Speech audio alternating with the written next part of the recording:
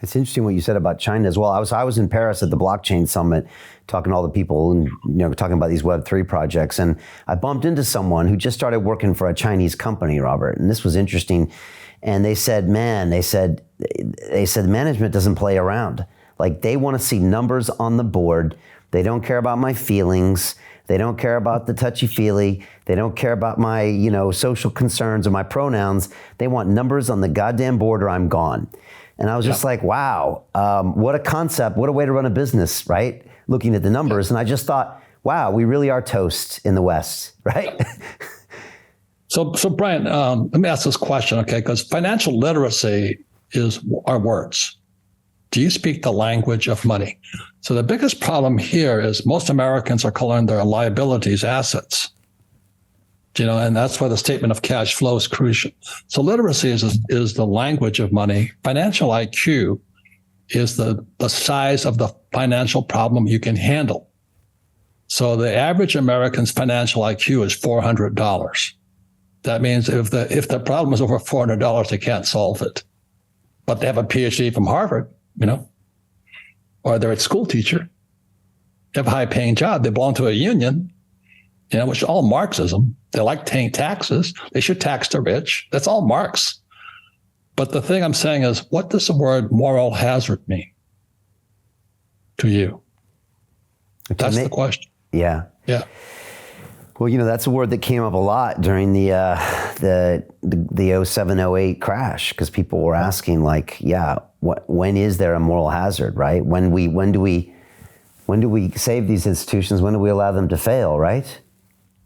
Yeah, so that's the whole thing here. When SVB, Silicon Valley Bank, went down, it was a woke bank. In other words, all of those private equity guys in there, I have the numbers here, how much money was in those banks. It was shocking.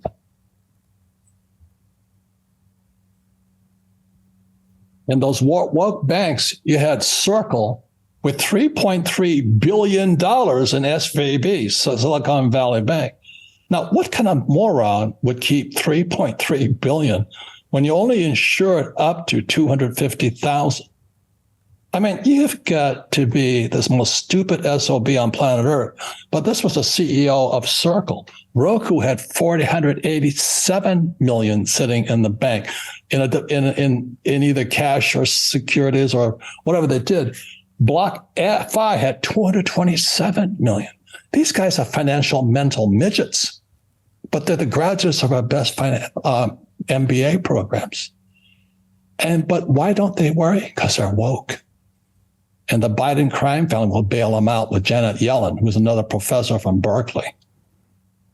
That's moral hazard when you bail out the very people that should be watching out for our capitalism. That's moral hazard when you bail out people who should be shot at dawn. Those businesses should have gone down. But I was listening to the FDIC, the Federal Deposit Insurance Corporation guy, saying, we couldn't let it go down because the economy would crash. Well, we're crashing anyway. But they bail out the academic elite, like the Clintons and Obamas and the Bidens. That's moral hazard. That's criminal. Yeah, I couldn't believe when there was $3 billion plus from Circle. I've had Jeremy Allaire from Circle on the show, but I've been the CFO of a company and I know that you don't put more. Back then when I was CFO 20 years ago, it was only insured up to 100 grand. And that was 101. You don't do that. But for a company like that to have $3 billion in a depository account, I mean, the CFO should have been fired on a Saturday, not even wait till Monday. I don't think that happened. So yeah. Where were our regulators? Yeah. How come they weren't watching these guys? So that's why that balloon over there, that's the world economy. It's blown into a bubble. Interest rates kept coming down. And any idiot knows you raise interest rates, the bonds collapse, gilts, bunds collapse, and now derivatives are collapsing with Deutsche Bank. We're going down, like it or not. And that's moral hazard. We should have shot the bankers. How dare we let them do what they've done to our world economy? Our best and brightest from Harvard, Stanford, UC Berkeley, Oxford. What's wrong with our academic system? So Jim Rickards has just recorded a video that's not available to anyone in the public, and he's going to be talking about how this upcoming recession is going to be fast, it's going to be bloody, it's going to be nasty. But at the same time, he's going to show you how you can position yourself to profit from all of this chaos. Now, we've made this video only available to our viewers. Go to londonreal.tv/Jim. Watch that immediately. I can't say enough good things about Jim Rickards. He understands the global economic system better than any guest I've ever had on London Real. His predictions are almost uncannily true, and you can learn how to profit from his vision, from his expertise, and his understanding of economics. So go to londonreal.tv/Jim or click the link below. It's an excellent, excellent look on what's going to happen in the future and how you can position yourself to profit from that. Jim is one of the best in the business, one of my favorite guests on London Real, and he's very, very good at predicting the future and showing us all to profit from it. So click the link, and I hope you enjoy.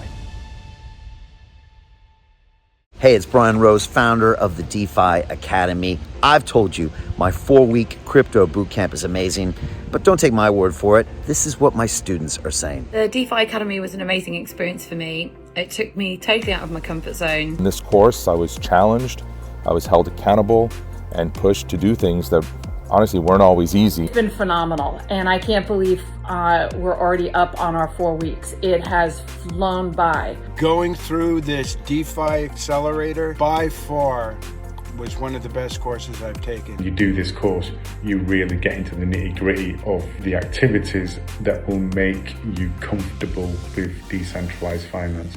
Thank you so much to Brian and everyone at London Real and the DeFi Academy for even putting together an amazing course like this. Anybody else that wants to do it, please sign up. It is well worth the money.